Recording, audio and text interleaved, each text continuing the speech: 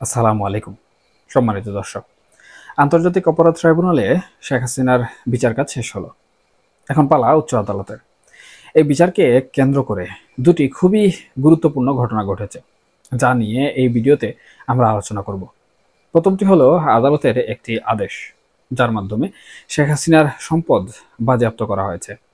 আর দ্বিতীয়টি হলো এই বিচারকে প্রহসনের বিচার বলে আওয়ামী লীগের প্রত্যাখ্যান, যা বিবিসি বাংলার মতো আন্তর্জাতিক গণমাধ্যম নিশ্চিত করেছে। এই দুটি বিষয়কে সামনে রেখে আমরা বোঝার চেষ্টা করব এই মামলার গতিপথ এখন কোন দিকে যাবে। আওয়ামী লীগ শেষ পর্যন্ত আপিল করবে কিনা, কিংবা তারা কি অন্য কোনো পন্থা অবলম্বন করবে কিনা। প্রথমে আসা যাক আদালতের সেই গুরুত্বপূর্ণ আদেশের দিকে। আন্তর্জাতিক অপরাধ ট্রাইব্যুনালে আজকে যখন শেখ হাসিনা এবং আসাদুজ্জামান খান কামাল দুজনেরই ফাঁসির রায় দেওয়া হলো, তার সাথে আরেকটি বড় আদেশ দেওয়া হয়েছে। আদেশটি হলো বাংলাদেশে শেখ হাসিনা এবং আসাদুজ্জামান খান কামালের যত সম্পদ আছে তা বাজেয়াপ্ত করা হবে।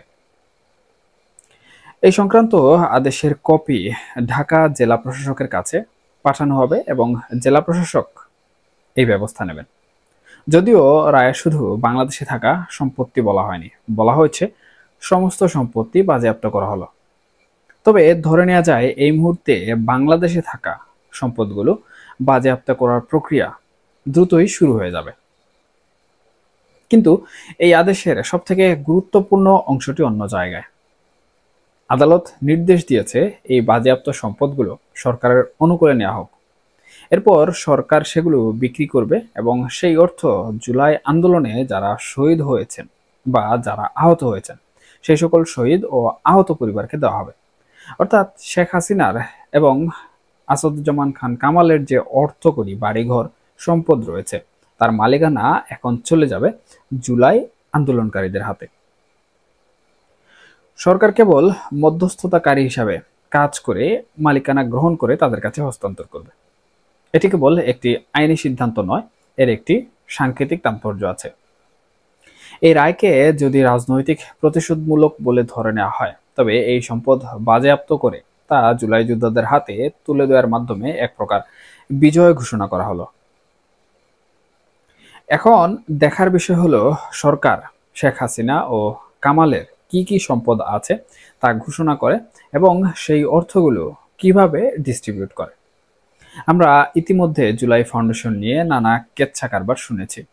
এখন এই বিশাল অঙ্কের অর্থ বিতরণের ক্ষেত্রে স্বচ্ছতা বজায় থাকে কিনা সেটা একটা বড় প্রশ্ন। দ্বিতীয় গুরুত্বপূর্ণ ঘটনাটি হলো আওয়ামী লীগের পক্ষ থেকে এই রায়কে প্রত্যাখ্যান করা। বিবিসি বাংলা রায়ের ঘোষণার আধ ঘন্টা পরেই নিশ্চিত করেছে এই খবর।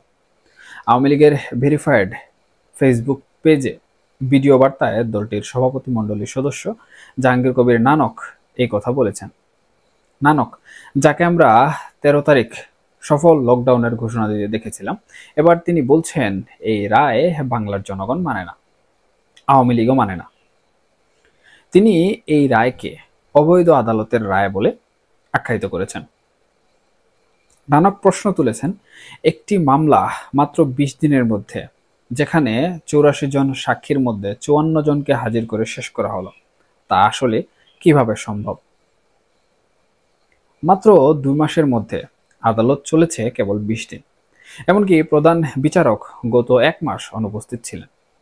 এত দ্রুততার সঙ্গে প্রতিশোধের লক্ষ্য নিয়ে জনগণের প্রিয় নেত্রীর বিরুদ্ধে যে রায় দেওয়া হয়েছে তা অচিরেই পদত্যাগে বাধ্য করানো হবে বলেও তিনি হুঁশিয়ারি দিয়েছেন। নানকের এই বক্তব্য আওয়ামী লীগের আনুষ্ঠানিক প্রতিক্রিয়া, যা উচ্চ আদালতকে সরাসরি চ্যালেঞ্জ ছুড়ে দিয়েছে এবং একই সঙ্গে জনগণের কাছে আন্দোলনের বার্তা পৌঁছে দিয়েছে। আওয়ামী লীগ যখন এই রায় প্রত্যাখ্যান করছে, তখন স্বাভাবিকভাবেই প্রশ্ন ওঠে, তারা কি এখন বসে থাকবে নাকি প্রত্যাখ্যানের সাথে প্রত্যাঘাত করার চেষ্টা করবে? অর্থাৎ সরকার বা আদালতের পক্ষ থেকে যা করা হলো তার প্রতিক্রিয়া তারা কিভাবে দেখাবে। এই প্রসঙ্গে আপিলের বিষয়টি খুবই গুরুত্বপূর্ণ। রায় ঘোষণার আগেই গত ভোরবেলায় রয়টার্সকে দেয়া সাক্ষাৎকারে সজীবাদের জয় একটি স্পষ্ট বার্তা দিয়েছিলেন। তিনি বলেছিলেন, বর্তমান এই সরকার থাকাকালীন অবস্থায় তারা এই মামলায় আপিল করবে না। অর্থাৎ প্রফেসর ইউনূসের সরকারের উপরে তাদের কোনো আস্থা নেই, বিশ্বাস নেই। তারা নিশ্চিত ছিলেন যে মৃত্যুদণ্ড ঘোষণা করা হবে এবং সেটাই হলো। জয় বলছেন, এই সরকারের আমলে আপিল না করে তারা পরবর্তী নির্বাচিত সরকার আসা পর্যন্ত অপেক্ষা করবেন। এরপর আপিলের ব্যাপারে সিদ্ধান্ত নেওয়া হবে। এই অপেক্ষার কৌশল কিন্তু বাংলাদেশের রাজনৈতিক ইতিহাসের এক চিরায়ত ধারাকে নির্দেশ করে। রাজনৈতিক পট পরিবর্তনের সাথে সাথে আদালতের মনোভঙ্গি পাল্টে যায়, অনেক কিছুই চেঞ্জ হয়ে যায়। শেখ হাসিনার আমলে দেয়া অনেক সাজা, যাবজ্জীবন কারাদণ্ড, এমনকি মৃত্যুদণ্ডের সাজা পর্যন্ত আমরা দেখেছি সরকার পরিবর্তনের পর উচ্চ আদালত থেকে বেকসুর খালাস পেতে। আদালত প্রমাণ ও তথ্য উপাত্তের অভাব দেখিয়ে সেই রায়গুলো বাতিল করে দেয়। আমরা তাহলে এমনটাই দেখব। এরপর যদি আওয়ামী লীগ কখনো ক্ষমতায় আসে, তবে শেখ হাসিনা এবং আসাদুজ্জামান খান কামালের বিরুদ্ধে এই রায় আপিল করে তারাও বেকসুর খালাস পেয়ে যাবেন। আমার মনে হয় নিশ্চিত করেই আমরা সেরকমটাই দেখব, কারণ বাংলাদেশের রাজনৈতিক ইতিহাস সেরকমটাই বলে। সরকার পরিবর্তনের সাথে সাথে অনেক ইতিহাস পাল্টে যায়, অনেক অপরাধও একেবারে নিরপরাধ শিশুর মতো হয়ে যায়। আরেকটি ইন্টারেস্টিং বিষয় এখানে আলোচনা করা প্রয়োজন। যদি আওয়ামী লীগ ক্ষমতায় আসে, তবে তারা আপিল করার মাধ্যমে সাবেক আইজিপি আব্দুল্লাহ আল মামুন চৌধুরীকে ফাঁসাতে পারে। আব্দুল্লাহ আল মামুন একই অপরাধের কারণে রাজসাক্ষী হওয়ায় পুরস্কার স্বরূপ মৃত্যুদণ্ডের পরিবর্তে মাত্র 5 বছরের কারাদণ্ড পেয়েছেন।